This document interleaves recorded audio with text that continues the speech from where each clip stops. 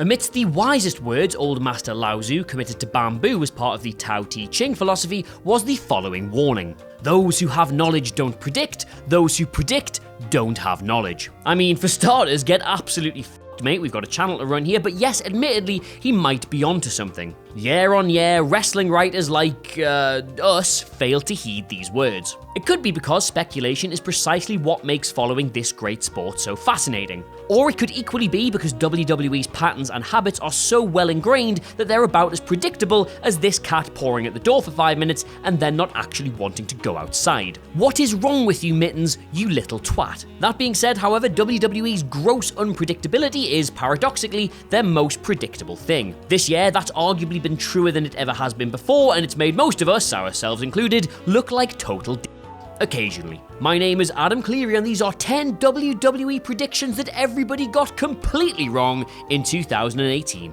Number 10, SmackDown will be great again. One thing seemed abundantly clear when the dust finally settled on the 2018 superstar Spinneroonie: SmackDown had got the best of it. Clearly, Paige had, amongst other things, been studying at the Kissinger School of Negotiation during a time on the sidelines, having struck deals to draft some of the finest talent on the entire roster. Raw got Breezango, Jinder Mahal, and Mike Kanellis, but the blue brand picked up Samoa Joe, The Bar, and Asuka. Given they already had AJ Styles and Daniel Bryan, and with Andrade Almas's arrival imminent, work rate looks set to go through the roof. Admit it, we all thought we had a brand new SmackDown 6 on our hands. But for whatever reason, it just hasn't happened. Though SmackDown is unquestionably the better show, its ratings have continued to spiral, and, one or two huge exceptions to one side, the glittering talent has been underutilized. Asuka and Bryan were both painfully boring until their recent title claims, Almas is a perennial mid-card loser, and even Samoa Joe, the most believable member of the roster, was ultimately sacrificed as the autumn makeweight challenger for AJ Styles. All so near, yet all so far. Number 9, The Big Show and KANE will retire. While nobody can deny that these are two of the greatest big men ever to step into a ring, The Big Show and KANE are the unwanted gifts that just keep on giving and giving and giving and giving and giving.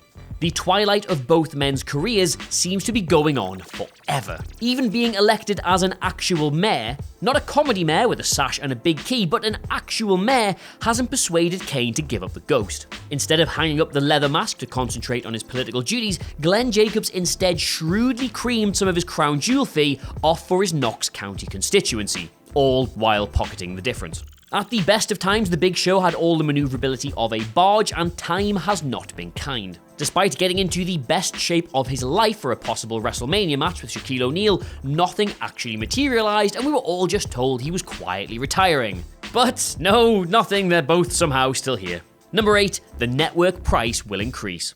With so much additional content being pumped out, and so many harebrained, economically unsound offers being devised to boost quarterly numbers, 2018 seemed like it would finally be the year when that massive $9.99 flag would be lowered from its Stamford mast. Motivating this assumption was Vince McMahon's as yet inexplicable decision to leverage WWE stock to fund an XFL revival. Talk of a two-tiered network had been rumbling for some time, and now there was a $100 million hole in the company's accounts that needed filled. A much-rumoured $19.99 premium subscription was surely just around the corner. What wasn't counted on, though, was WWE pulling off two other deals just as inexplicable as the XFL one. The decade-long Saudi GSA partnership and the scarcely believable billion-dollar Fox contract, ensuring it's in Vince's interest to keep the network as accessible as possible now that brand visibility is all that matters.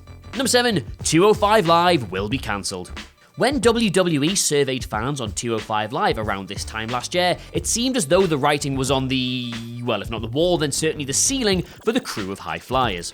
Between taping the show before an exhausted audience after SmackDown and regularly relegating the title to the pay-per-view pre-show, if indeed it featured at all, WWE were effectively letting 205 Live twist in the wind before the other pleather boot eventually dropped.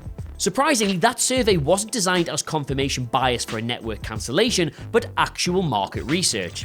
Since taking over the brand, Triple H has worked some of his NXT magic, turning a confused and directionless division into one of the company's most consistent shows.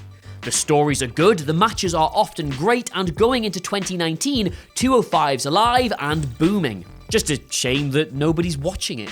Number 6, Asuka will dominate on the main roster. Now, yes, admittedly, I did write this script before TLC, but the point still stands. Besides, you are always asking for trouble if you predict anything good for NXT call-ups who don't fit the traditional mold, i.e. blonde or not Japanese. But in Asuka, surely WWE couldn't misfire again. Even if her first few months on the main roster had been somewhat tepid, the Empress of Tomorrow was unbeaten, and her aura was seemingly being preserved for something special. A feel-good Royal Rumble win seemed to confirm all our hopes that WWE weren't going to drop the ball. But just like that, she was sacrificed at the altar of Charlotte, and her mystique vanished. Now yes, that decision might have made sense at the time, but repeatedly jobbing her out to Carmella, who remember is actually good, still didn't. The title win is a great sign that things are going to improve in 2019, but for all the talk of 2018 dominance, it just never materialized. Number 5, ENZO will ruin wrestling. Most of the time it really sucks to be wrong, but every now and then it's kind of okay.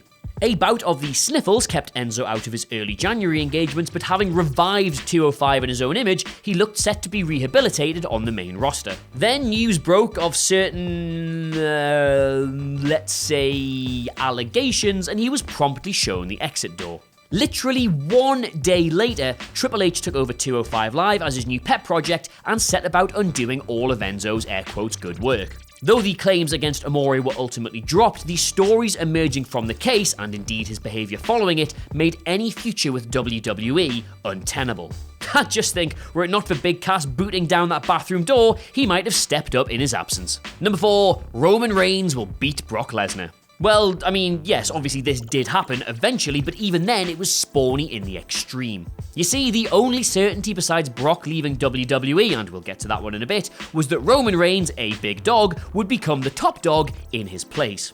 WrestleMania 34 was very obviously just going to be his coronation ceremony until it wasn't. But that's okay because they were definitely just saving it for Greatest Royal Rumble and a much friendlier crowd until they weren't. And finally he was going to batter him at SummerSlam until he had to blindside him after Braun Strowman got involved. For all this talk of how overly strong Roman gets pushed, his eventual title win was hardly the destructive torch-passing moment we had waited 1,612 days for. Plus, by the time Crown Jewel rolled around, it barely felt like it mattered at all. Number 3, John Cena will break Ric Flair's record. When AJ Styles ended Jinder Mahal's divisive spell as the industry's de facto top dog, few expected he'd keep a hold of the thing for more than a month or two, let alone an entire year. His purposes looked twofold: end Mahal's reign of tedium and give John Cena a respectable opponent as he equaled Ric Flair's championship record. Ric Flair's fake championship record. Despite The Undertaker's supposed retirement, the smoke of his expected rise from the ashes got the rumour mill churning, with a WrestleMania 34 tie against Cena more than expected. Cena, it was presumed, would either be walking into the contest with AJ Styles' WWE title or otherwise challenging for it. It didn't occur that he might be entering the bout 3 sheets to the wind after spending the show supping beer as a fan. You see, far from being Cena's record-setting year, this was in fact his banter year. He was squashed by Taker, got very weird in China, mugged off the entire industry with that 6th move of doom, and following his split from Nikki Bella, basically just turned into a living, breathing, occasionally wrestling, post-breakup, posy vibes, #thriving Instagram account. I, for one, love it. Number 2, this'll be Bayley and Sasha's year. You really have to wonder what exactly Sasha Banks and Bayley have, or perhaps haven't, done backstage to warrant this lowly position. 2018 began with inexplicably optimistic fans like me once more vowing that this year Sasha Banks would be restored to that 2016 prestige that saw her legitimately make history in Hell in a Cell, whilst Bayley, if nothing else, would be rescued from the purgatory of her bedding in period. But come WrestleMania and the, I can't believe I'm saying this, frenemies were merely pillow stuffing in the not Moolah Battle Royal. They then had a contender for worst angle of the year with the anger management skit, the only beneficiary of which being Dr. Shelby. Since then, Bayley and Sasha have randomly put their differences aside again, and we're back at square one, having never really got out of it in the first place. Still though, next year. Number 1, Brock Lesnar will leave WWE. Brock Lesnar breaking back into the cage wasn't so much a 2018 prediction as it was a nailed-on goddamn certainty. It was widely expected, nay believed, that the Beast's abstinent Universal title reign would come to a long overdue end at WrestleMania 34. But he won. That's fine though, because WWE were clearly just waiting for Greatest Royal Rumble, where I've already done this one. God, nobody had any idea what was going on with that belt this year, did they? Weird job, this. Anyway, when Brock finally did relinquish his red strap to Reigns at SummerSlam 4 years behind schedule, it finally seemed his inevitable exit was upon us. Even when cruel fate intervened for Roman though, it looked a simple job of having him put Braun over instead, but nope, Brock won for a third time. The big lad will somehow inexplicably see 2018 out as the Universal Champion. Who knows where he'll be this time next year, but you can't rule out it being the exact same place.